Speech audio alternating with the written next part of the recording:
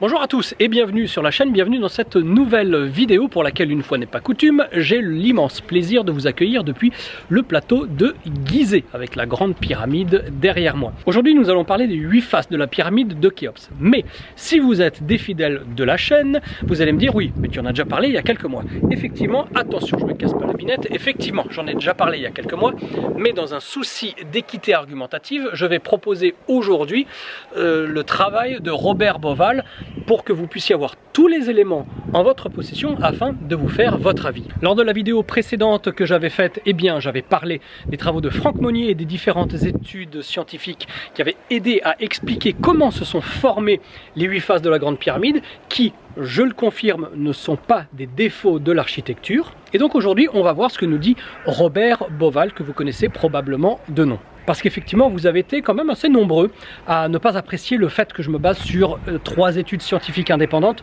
pour expliquer ces faces concaves de la Grande Pyramide, que l'on retrouve d'ailleurs aussi sur la pyramide de Mykérinos. Donc comme je l'ai dit, dans un souci d'équité argumentative, aujourd'hui, on va parler de Robert Bauval qui lui aussi, à sa manière, présente l'explication des 8 faces, les faces concaves, les 4 faces concaves, donc les 8 faces de la Grande Pyramide de Gizeh. Et avant de se lancer dans la vidéo, pendant que je laisse quelques instants de temps libre à mon groupe pour aller batifoler dans les mastabas sur la face ouest de la Grande Pyramide, je peux aussi vous inviter, si vous souhaitez me rejoindre sur le prochain voyage que j'organise et que j'encadre ici en Égypte, à aller dans la description de la vidéo car j'y ai mis le lien où vous retrouverez la description du prochain itinéraire avec également les dates, etc. etc. Donc voilà, introduction complète et exhaustive désormais faite.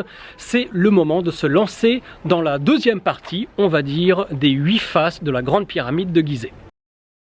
Lançons-nous dans cet exercice de synthétisation que je vais tenter de vous livrer en temps réel, c'est-à-dire en livrant parfois mes réactions, digressions ou suggestions sans pour autant travestir le travail de l'auteur. L'objectif de cet exercice, nous dit Bauval, est de démontrer que ce que l'on appelle la concavité des faces de la Grande Pyramide pourrait être un élément conçu et non, comme le supposent les égyptologues, une erreur de construction. En outre, Bauval a l'intention de démontrer que la géométrie générée par la concavité sur la forme générale du monument montre une relation claire, qu'elle soit intentionnelle ou accidentelle, entre la coudée royale égyptienne et le maître. La Grande Pyramide de Gizeh est probablement le monument le plus étudié au monde. Au cours des 2 derniers siècles, de nombreuses théories ont émergé sur sa méthode de construction, mais aucune n'a fait l'objet d'un réel consensus. Mon intention, nous dit Bauval, et non pas de proposer une nouvelle théorie, mais simplement d'attirer l'attention sur une particularité de ce sujet qui, selon lui, mérite une plus grande attention. Son approche de ce problème, en tant qu'architecte, est la suivante. Quoi qu'on puisse penser de la Grande Pyramide, ce n'est finalement rien de plus qu'un bâtiment construit. A priori, il n'y a rien de compliqué à dessiner une pyramide régulière à base carrée. Mais la Grande Pyramide a une caractéristique inhabituelle, qui est presque imperceptible depuis le sol et souvent ignorée, complexifiant la construction de cette structure si particulière et ingénieuse. En effet, poursuit-il, contrairement à la croyance populaire, la Grande Pyramide de Gizeh n'a pas 4, mais 8 faces.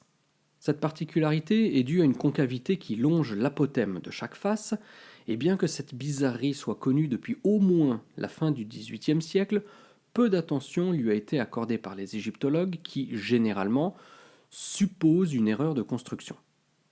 Cette concavité a été pour la première fois enregistrée dans un dessin de l'architecte français Charles-Louis Balzac, qui fut l'un des 67 savants qui accompagnèrent Napoléon en Égypte entre 1798 et 1801. La première photographie aérienne de la Grande Pyramide, montrant cette concavité, date quant à elle de 1934 et fut prise par un pilote de la Royal Air Force au coucher de soleil à l'équinoxe de printemps. Il sera bon de préciser ici que cette photo a nourri bien des fantasmes sur les alignements des pyramides avec les équinoxes, alors que ce jeu de lumière peut se retrouver à d'autres moments de l'année et la concavité en elle-même se voit quasiment tout le temps sous certains angles, comme en atteste par exemple cette autre photographie aérienne plus récente. Et pour ceux qui ont voyagé en ma compagnie en Égypte, on voit également cette concavité depuis les terrasses du Gizeh populaire, ainsi que lorsqu'on est sur le plateau lui-même. De nombreux chercheurs ont discuté de la concavité de la Grande Pyramide, donnant leur propre point de vue, allant d'une erreur de construction à un élément conçu intentionnellement. Une vision qui mérite une mention particulière est celle du sculpteur et ingénieur Martin Isler, donnée en 1983 et reflétant des conclusions plutôt prosaïques qui, selon Boval, sont généralement caractéristiques de la communauté égyptologique. En tout cas, selon Isler, la concavité sur les 4 faces de la Grande Pyramide a été simplement causée par un affaissement dû au cordage de maçonnerie utilisé pour hisser les blocs. Ce serait donc non pas une erreur de construction, mais, nous dit Boval, une erreur d'architecte. En d'autres termes, la concavité ne faisait pas partie de la conception initiale. Mais dans les digressions que je me suis permises en écrivant ce script, en lisant le document, vous verrez un petit peu plus tard dans la vidéo que la réalité est tout autre.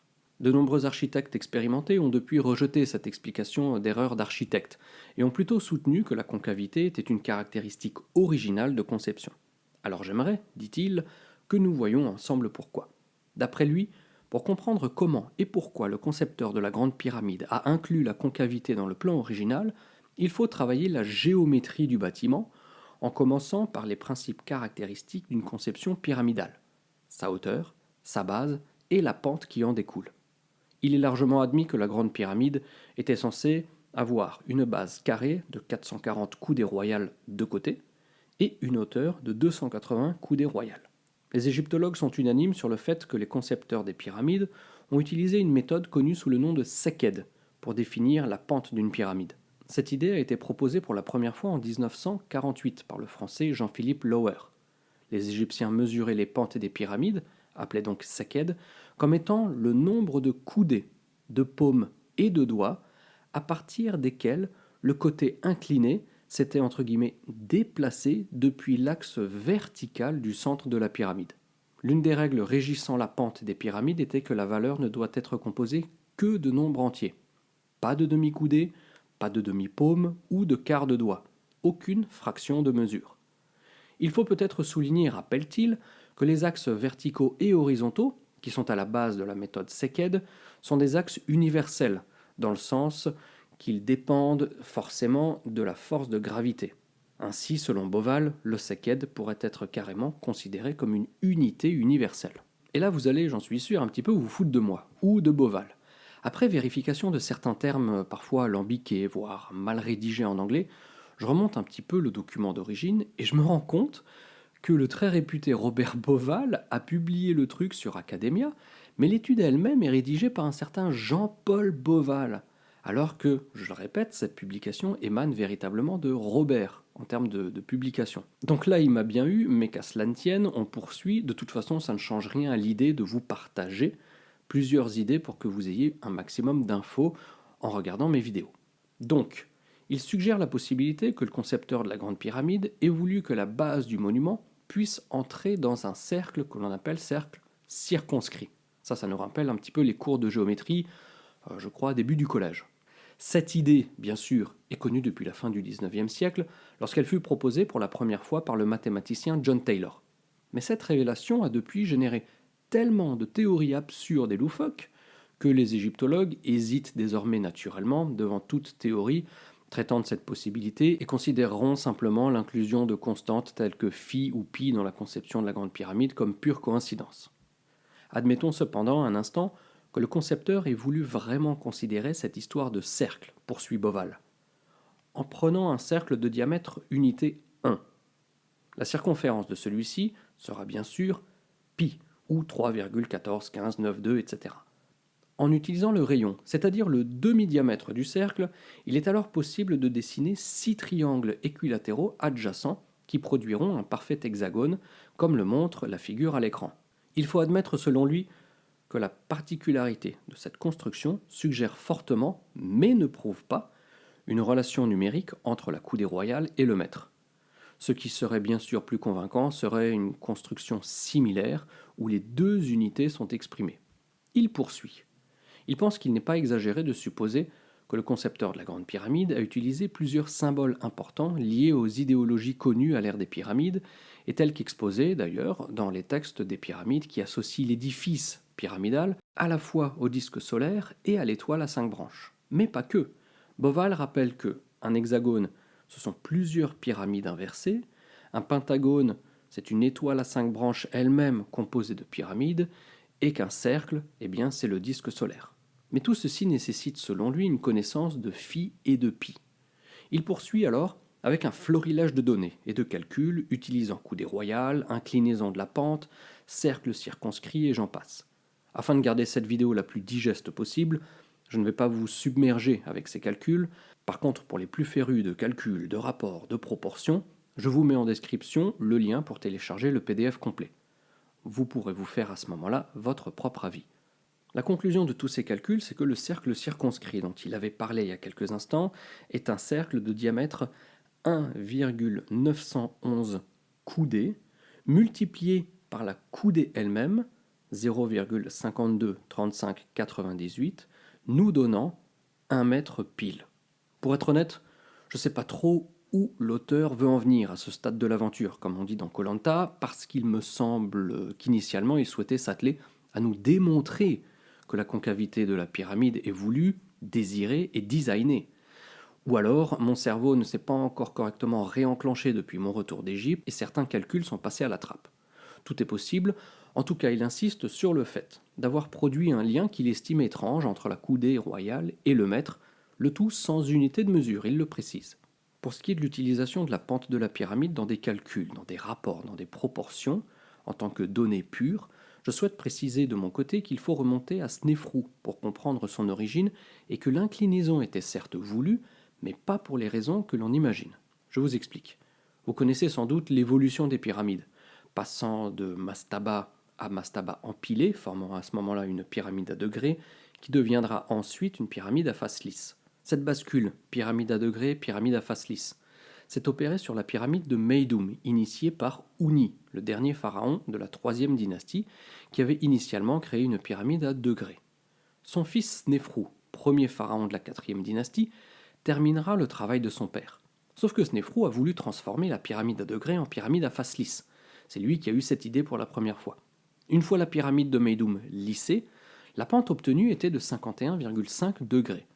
Si la grande pyramide de Gizeh, de son côté, possède aussi une pente à 51,5 degrés, ce n'est pas par calcul savant, mais uniquement parce que Khéops a voulu reproduire la pente de la pyramide de son père, qui, elle, avait été obtenue entre guillemets par hasard à la fin des travaux de lissage des degrés de la pyramide à degrés. Boval continue de son côté en se demandant s'il n'y aurait pas eu une sphère au sommet de la grande pyramide. La réponse, précise-t-il, doit rester théorique. L'idée selon laquelle une sphère couronnait la grande pyramide n'est bien sûr pas nouvelle. André Pochant l'a proposé en 1971 et plus récemment, le mathématicien amateur Gary Osborne ainsi que l'architecte espagnol Miquel Pérez Sanchez en 2014 ont remis le couvert. Dans le cas du docteur Pérez Sanchez, la sphère qu'il a calculée avait un diamètre de 2,7183 coudées royales qui équivaut, en tout cas c'est ce qu'il a mis en avant, qui équivaut à la constante E, connue également sous le nom du nombre d'Euler ou constante de Neper. Boval, de son côté, trouve également significatif que cette valeur, 2,7183, équivaut à 1/103e de la hauteur de la grande pyramide et que 103 serait le 28e nombre premier, égal à 1/10 des 280 coudées de la hauteur de la grande pyramide. Alors ok, pourquoi pas, mais là je trouve qu'on commence un petit peu à se perdre en conjecture en cherchant des rapports entre tout et n'importe quoi, surtout que je suis quand même allé vérifier. 103, c'est le 27e chiffre primaire et non pas le 28e. Par conséquent, son histoire d'1/10 de la hauteur exprimée en coudées tombe à l'eau. Donc si je comprends bien, et je vous laisse prendre connaissance du document complet pour confirmer ou infirmer, Boval s'est lancé dans des calculs en partant du principe que l'apotème concave était une ligne droite. Sauf que cette publication date de 2016, soit 11 ans après une autre étude qui a scanné la pyramide dans son entièreté extérieure et en proposant son profil photogrammétrique. Cette étude aussi, je vous la mets en lien dans la description parce qu'elle est essentielle. Elle est essentielle car elle montre clairement que la concavité de la grande pyramide de Gizeh n'est absolument pas parfaite.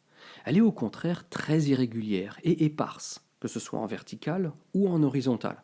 On comprend alors que ce n'est rien de plus qu'un défaut visuel que l'on perçoit à distance et grossièrement comme une ligne, alors que ce n'en est pas une. Pour ceux qui avaient déjà vu la vidéo précédente que j'avais postée sur les 8 faces de la Grande Pyramide de Gizeh, vous connaissez déjà tous ces détails et vous êtes même allé plus loin dans cette vidéo dans laquelle j'avais partagé d'autres études. En tout cas, voilà, c'est toujours très intéressant à traiter, même si je ne suis pas certain d'avoir saisi toute la portée de cette publication, en restant, je l'avoue, un petit peu sur ma faim, nonobstant la petite ruse de Boval qui a joué sur cette homonymie pour la publication sous son nom. Voilà les amis, merci beaucoup d'avoir regardé cette vidéo jusqu'au bout, j'espère qu'elle vous a plu, c'est surtout ça le plus important. Et d'ici à ce qu'on se retrouve sur la chaîne pour de nouvelles réjouissances que je vais bientôt tourner également ici en Égypte, comme toujours portez-vous bien et surtout n'oubliez pas de garder la passion. Ciao ciao.